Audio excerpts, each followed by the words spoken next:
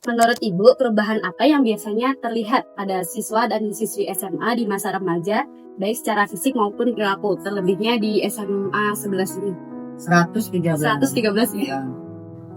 Eh, Ibu kalau tahu udah lama yang ngajar sini ya, udah 33 tahun. Kalau dilihat dari perubahannya, nggak terlalu signifikan banget. Tapi kalau tadi pertanyaannya adalah perubahan Yang paling terlihat baik secara fisik maupun perilaku. fisik.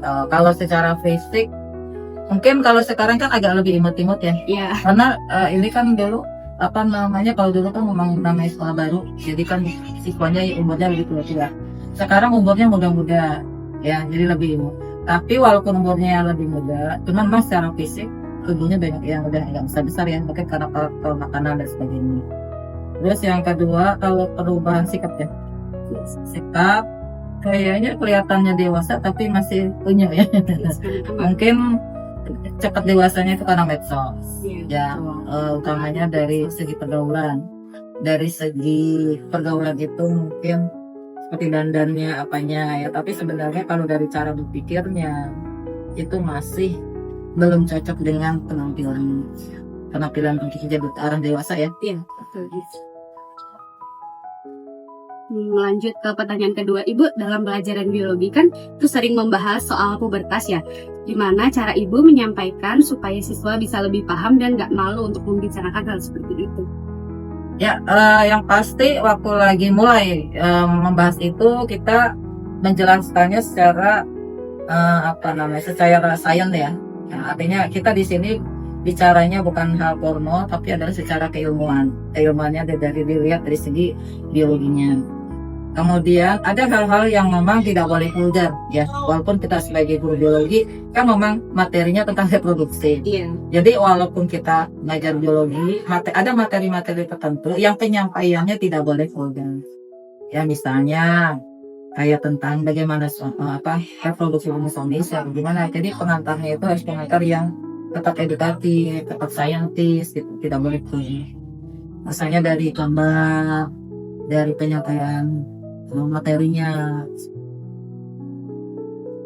Untuk pertanyaan yang ketiga, Ibu, menurut Ibu, seberapa penting sih bagi remaja untuk memahami perubahan tubuh dan emosi mereka supaya mereka itu bisa menjaga diri dan bersikap dengan baik di sekolah? Sangat-sangat penting. Sangat-sangat penting. Kenapa sangat-sangat penting? Karena kan pengaruh medsos itu besar. Efeknya besar banget gitu. Kalau misalnya kita tidak memberikan ilmunya ya dari sekarang, ya itu adalah khawatirnya mereka banyak yang ada tidak tahu ya. Jadi pengetahuan tentang itu harus dikasih tahu sama anak-anak. Kadang anak-anak itu kan tadi kelihatannya dewasa, tapi sebenarnya dia labil. Iya, betul. Terus kelihatannya dia dewasa, kelihatannya dia tahu, tapi banyak juga yang nggak tahu. Ya, jadi memang kita harus memberikan edukasi tentang hal itu ya supaya mereka bisa selamat gitu loh dari hal-hal yang negatif. Ada satu pertanyaan Ibu, tapi itu sedikit keluar dari tema yang saya tanyakan, yaitu gimana sih metode yang Ibu ajarkan waktu pembelajaran gitu kan? Biologi itu kan agak rumit ya Ibu, banyak gambar-gambarnya, banyak kalau nggak pakai media gambar gitu kan agak susah dipahami, jadi gimana itu? Metodenya macam-macam sih, tergantung. Kadang-kadang kita metodenya itu tergantung dari moodnya anak. Ya, juga tergantung juga dari waktu kadang. Terus juga tergantung juga dari materinya.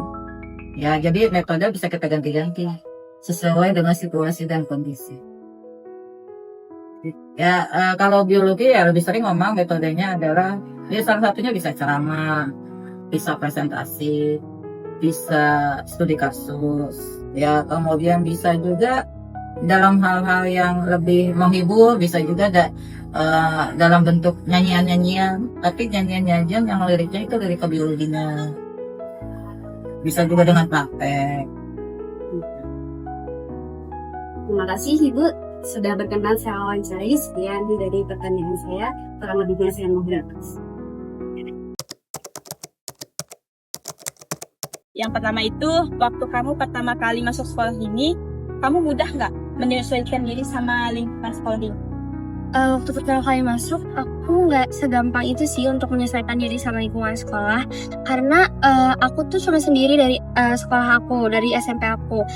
Tapi untungnya teman-teman kelas aku waktu kelas 10 itu sangat-sangat ramah, terus juga baik. Jadinya aku terbantu sama mereka di bagian adaptasinya. Jadi kalau dibilang susah, lumayan. Cuman kalau dibilang gampang nggak juga. Emang kamu dari sekolah mana dulu deh? Aku swasta di Bekasi, dari SMP IT IKO. Bekasi dia. Kedua, pernah nggak kamu ngerasa minder atau nggak percaya diri di sekolah ini? Kalau nggak percaya diri pasti pernah. Tapi aku coba ngelawan rasa itu kayak kalau misalnya terus-terusan kayak ngerasa kayak gitu kan pasti nggak akan pernah tahu kayak kita tuh mampunya sampai mana. Jadi aku coba ngelawan rasa itu dengan aku mencoba hal-hal yang aku nggak percaya diri gitu di hal itu. Oke, betul juga. Oke, terakhir, siapa orang yang paling bantu kamu waktu lagi susah beradaptasi? Orang yang paling bantu aku pasti orang tua. Kayak kalau misalnya aku lagi ada gimana, aku suka bilang gitu sama ayah kalau nggak sama bunda aku. Terus nanti mereka kasih saran ke aku. Aku juga kadang suka minta tolong sama teman-teman kayak gimana sih caranya biar aku tuh nggak kayak ketinggalan atau gimana gitu. Jadi yang paling ngebantu sih yaitu orang tua, teman. Terus kadang-kadang aku juga bilang sih ke guru kayak Pak gimana ya saya ngadepin ini gitu.